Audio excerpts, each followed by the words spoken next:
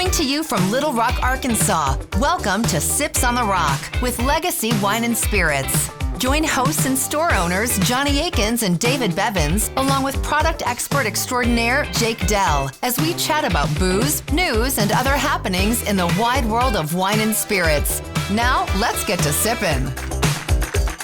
Hello, welcome back to Sips on the Rock. Ho, ho, ho.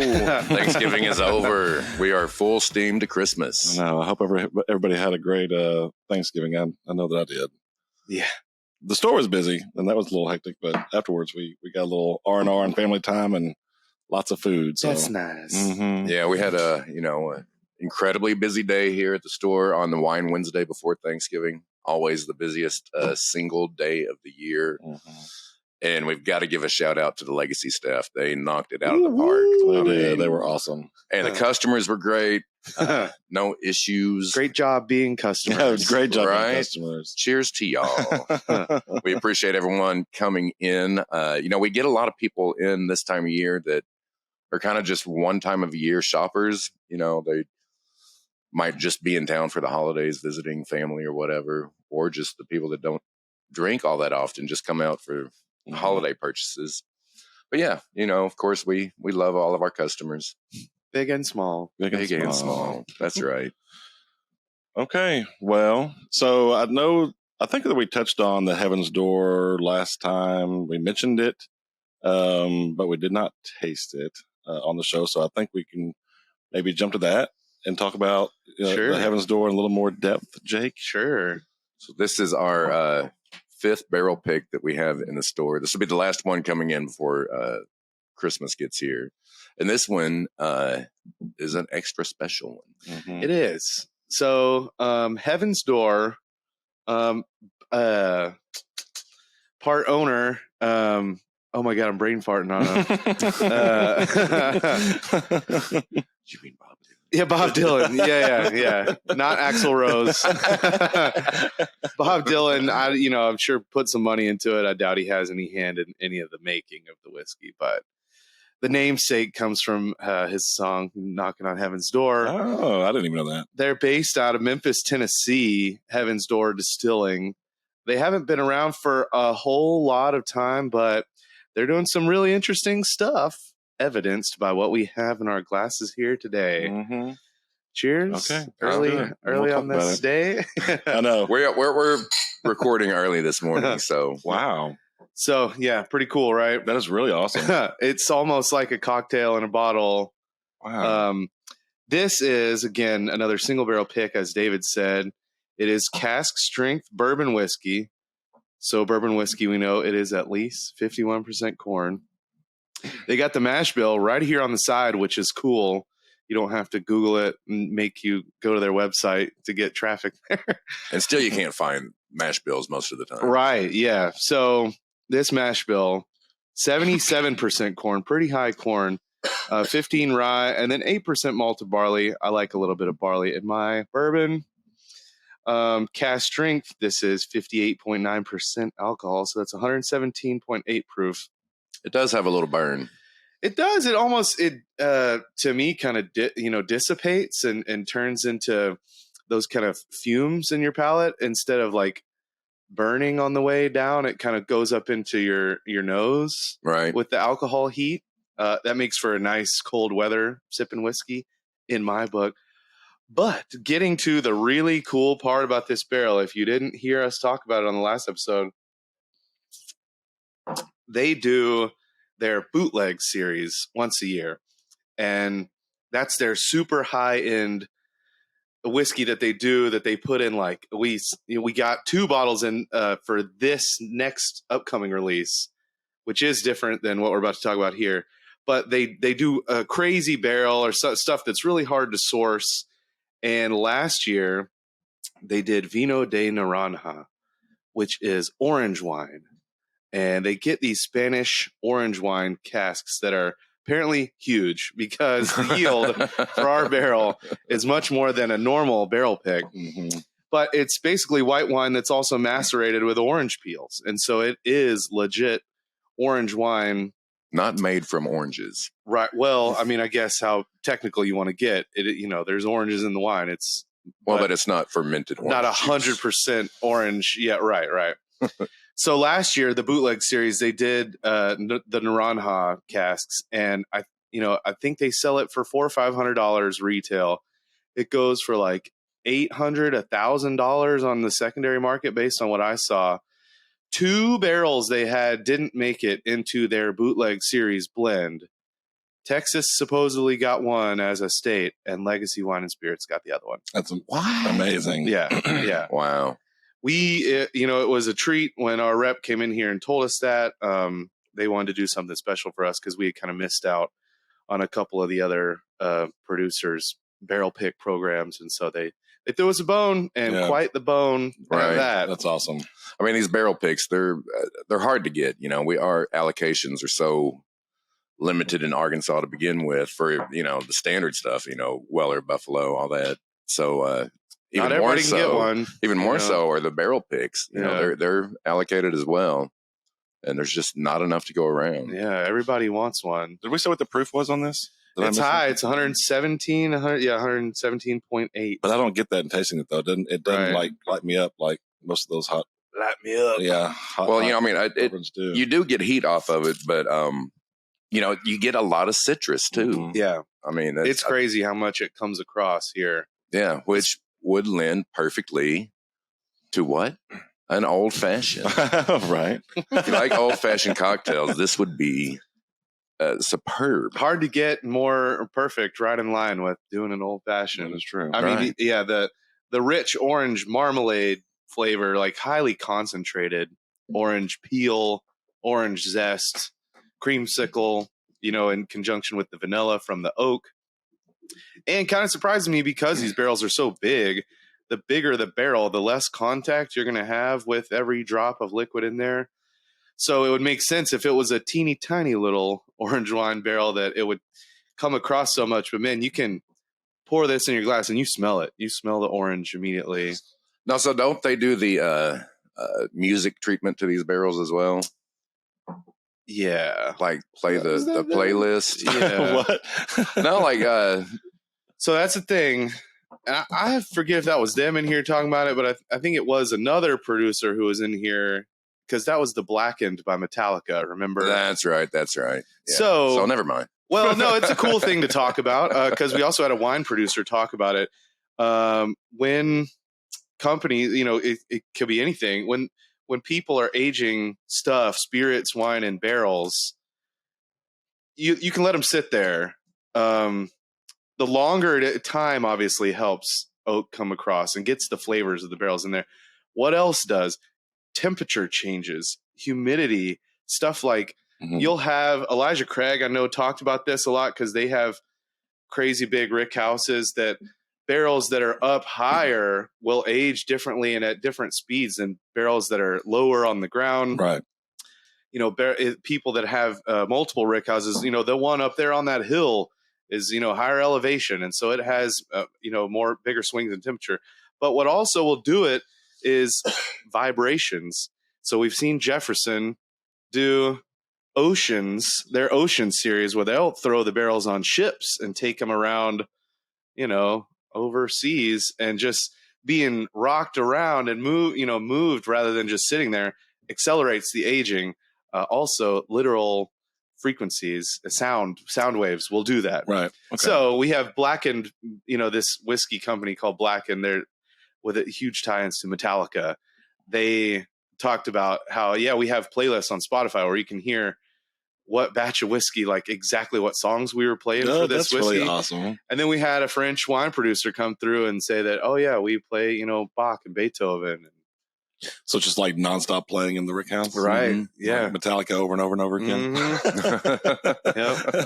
It's a lot of Metallica. Yeah, thing. Right. You can look up the playlist while you enjoy your bottle. So that's pretty cool little sciencey, nerd thing to learn about. I love it. Yeah.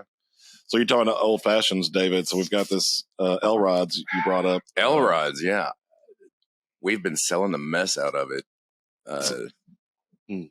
It's locally produced, old fashioned syrup. You can make your own simple syrup. Do it the hard way, or just buy this locally made here in Little Rock, delicious old-fashioned syrup. Yep. Boy, when we have them in here pouring it up, it sells out quick. Oh yeah, Real quick. yeah. It's been really, really popular. Like all the whiskey guys around town know about this stuff by now. And I'm pretty sure during Wine Wednesday that Jimmy, for those of you who know the store, Jimmy's our night manager, and he was working the tasting bar and sampling out all of the barrel picks, and I'm pretty sure he probably had that Elrod as well.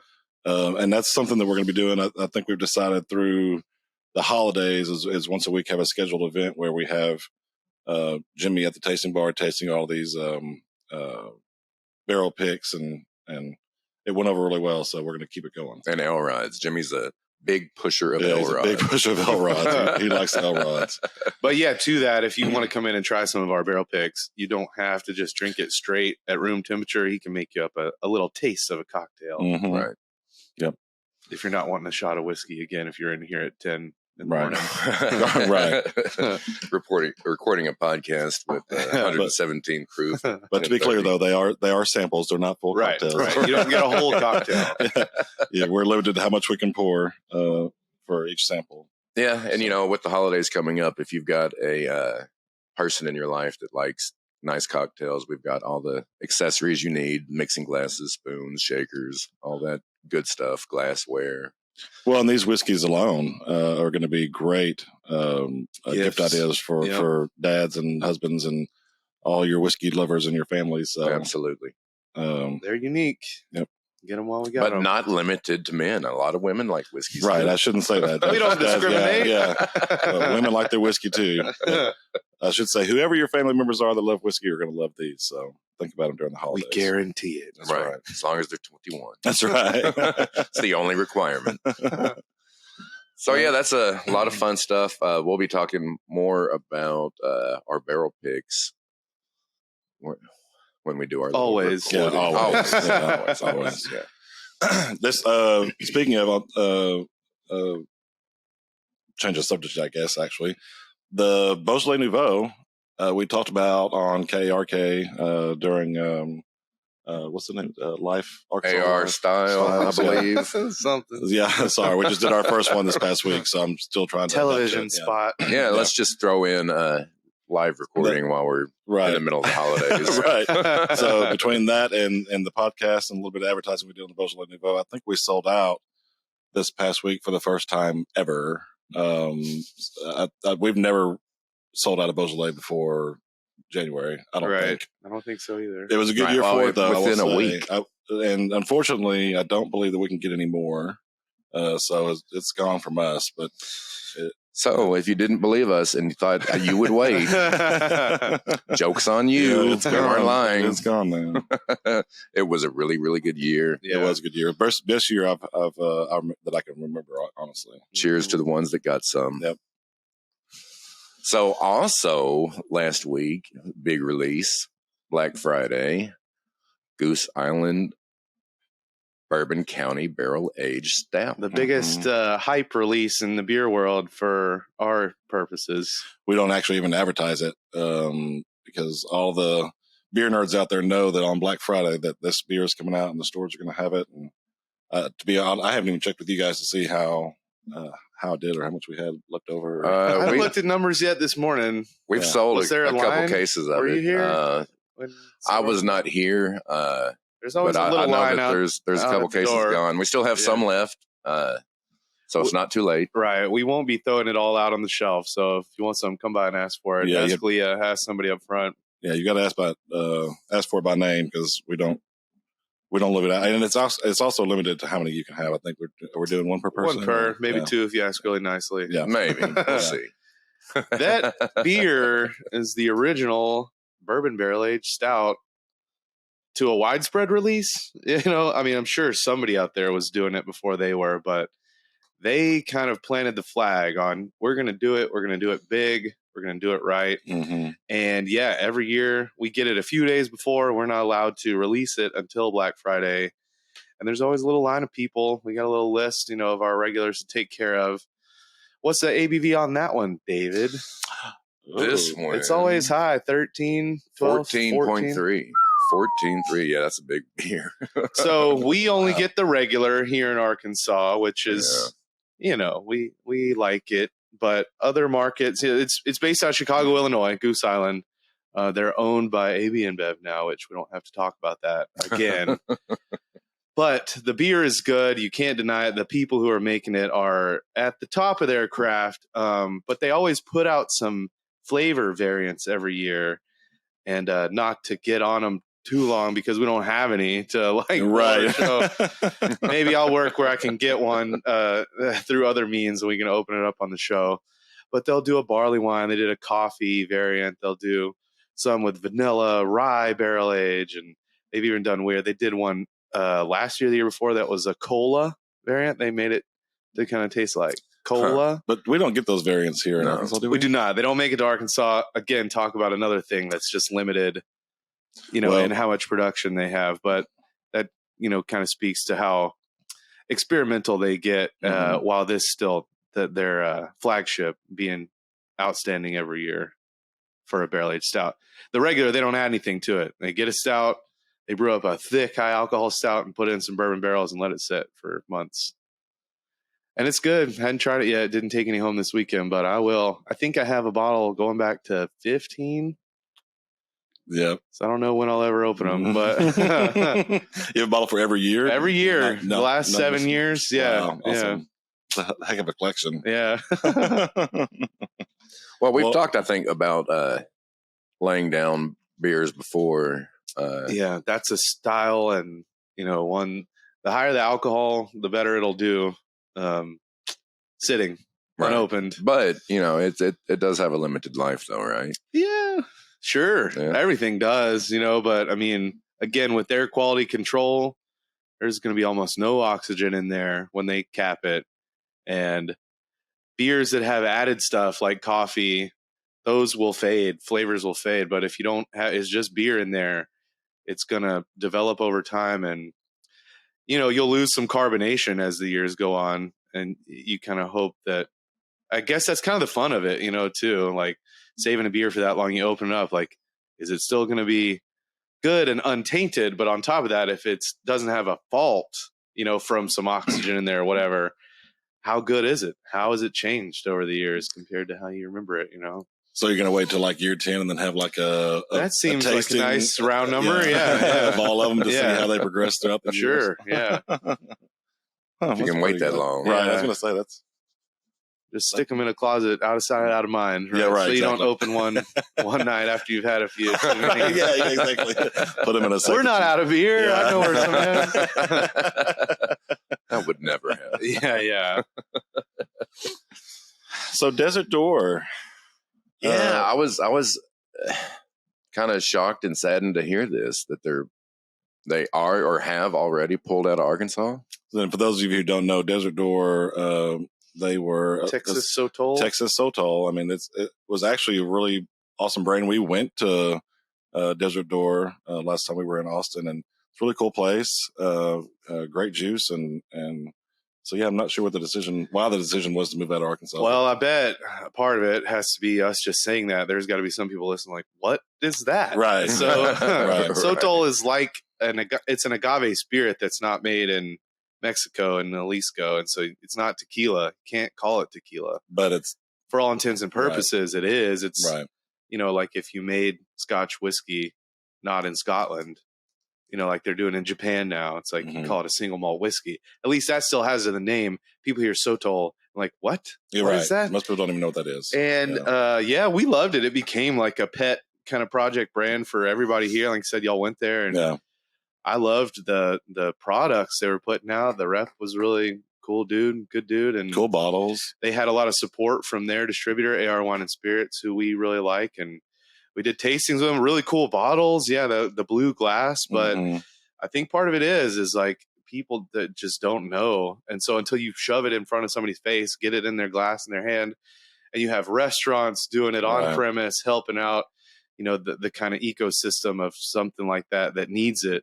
I guess the sales just weren't what they were hoping, and I think we were still one of their first markets to spread out from Texas, and so maybe they'll kind of circle back and build up the brand a little more in Texas. And Yeah. maybe a few years now, we'll see it launch again. And it was an awesome experience going down there, but and a really cool place, but it is small. I mean, it's an independent little distillery. So, yeah. That happens in the industry, you know. Yeah. A lot of big brands come out of Texas, though. I mean, you know, Tito's and Deep Eddy and all kinds of stuff come out of Texas. So they'll refocus, I guess, and maybe we'll see it again. Yeah, hopefully. They had some cool stuff. They did another one that did cool different wood finishes. Oh, yeah. Yeah, and then they had the kind of ginned up one. Yeah, that was another one that didn't really fit into a category. You had to be like really hand sell it to people. Yeah.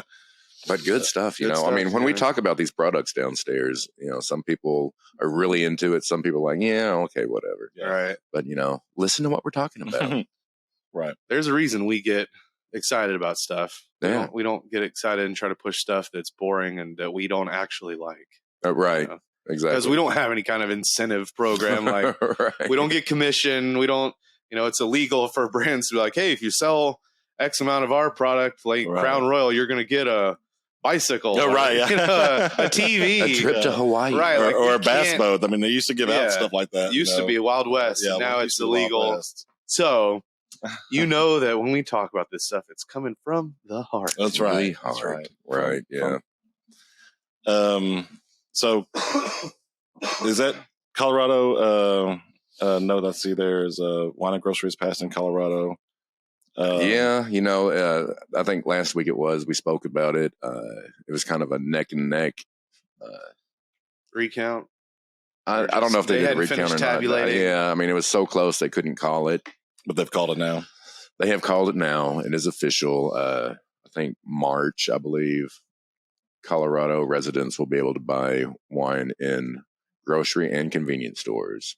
What? Big loss for Colorado, as we saw here. For retailers, for independent retailers. For independent well, retailers. you know, I mean, small business owners, and it translates down to the customer as well, because you know, big box stores, grocery chains aren't interested in carrying the boutique wines. Lord, if we would have had this podcast when it was on the ballot for Arkansas, we would have spent 5 episodes on it and the downsides to it and what the consumer is going to be missing out on. And it's not great. It's not a great thing. No, you know. But it is what it is. It's going to happen everywhere. It is what it is. Everybody's got to adapt to it, including business owners. Well, you know, it's still a sensitive topic for me.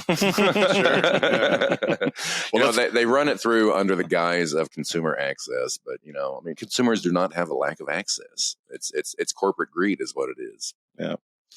Well, let's move on to what other news? Did you pronounce some news things? I hand wrote some news things. Okay, let's talk about some other news. Okay, so this is interesting. Plantation Rum is going to change their name, which, you know, is brand suicide. We saw it with Appleton's changing to J. Ray. Yeah. But in Plantation's case, I can kind of see how that name could be off-putting. I guess. You know, but it actually comes from a French word just meaning farming. Plantation does. Yeah. But anyway, yeah. So Plantation Rum. What are they going to? It's not decided yet. They had picked a name and it got denied because someone had already had claim on the name, and now they're bouncing around 2 others. They're not releasing what these options could be yet, but we'll see. Plantation makes good rum, but it could be another case of brand suicide. You know, happens again. Another rum bites the dust. Right. Yeah. It's a good rum. Good rum though. And so was Appleton's. I mean, Appleton's was great rum. Pretty big deal. And I assume it still is, and they still have. But I won't buy it. Yeah. They still have the high end. So the high end one, I can't recall what it is. It's still called Appleton's, right? Right, Appleton State. Yeah, right. So they still have an Appleton's rum, but their stuff is J. Ray. J. Ray, and so that didn't. J. Ray with a W. Yeah, it didn't do very well after it changed the name. As a matter of fact, I don't think we carry it anymore. We don't. Yeah, in fact, because nobody's asking for it. Yeah, right. Stop selling. It's like I said, it's brand suicide. You know, it could be the same juice, but even something as simple as just a label change, not even a name change, can put people off. You get those people, well, it just doesn't taste the same. Freeze vodka. Yeah. Kind of happened to that. But that, they went from glass to plastic. I think they were aiming after another price point. Yeah. Anyway. Yeah, it happens all the time, What else we got?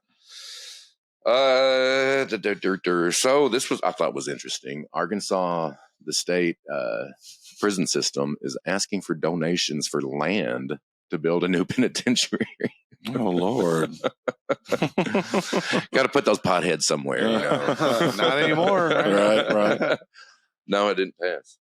And the juvie center is beyond capacity.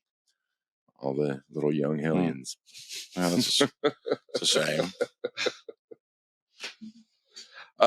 We can tease a little bit about the whiskey lottery. There's been, of course, like I said earlier, a lot of people coming in that aren't, regulars other than annually come in asking about the whiskey lottery, or we have in the whiskey lottery this year. And we're going to, of course. Yeah.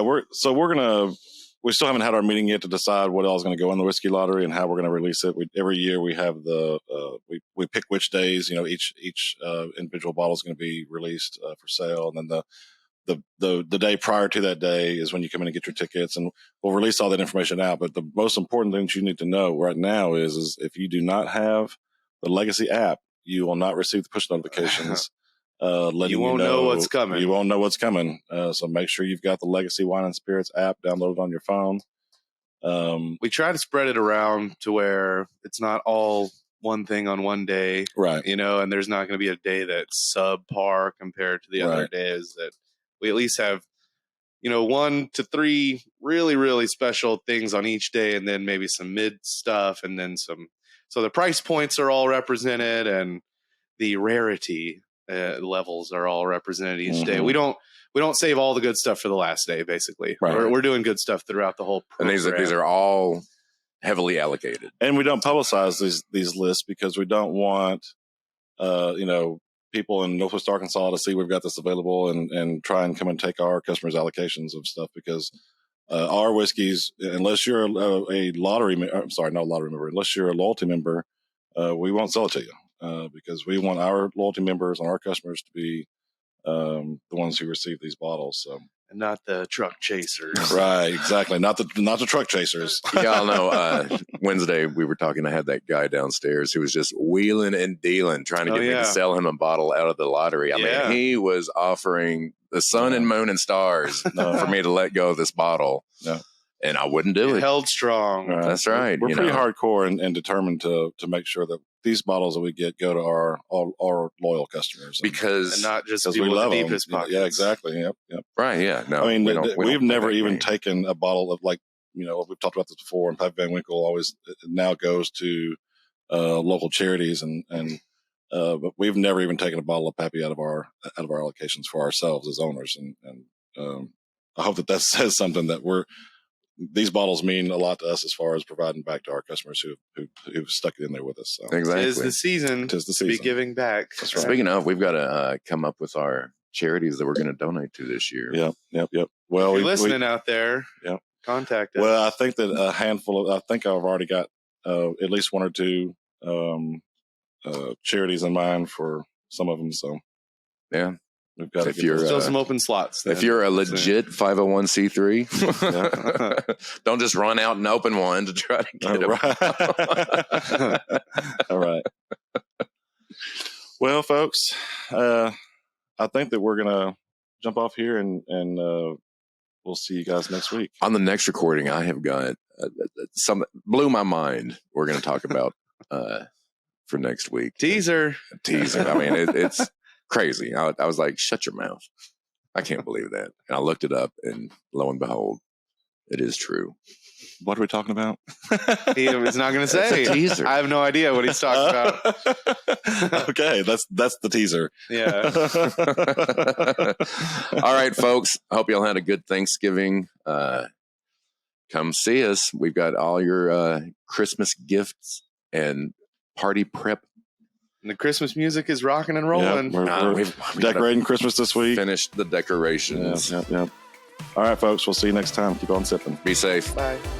Remember to subscribe to our podcast, Sips on the Rock, and like us on all the socials to keep up with what's new in the wide world of alcohol. Shop LegacyLR.com for curbside pickup or local delivery. Remember, for better service and better selection, shop local. Please enjoy responsibly. Cheers.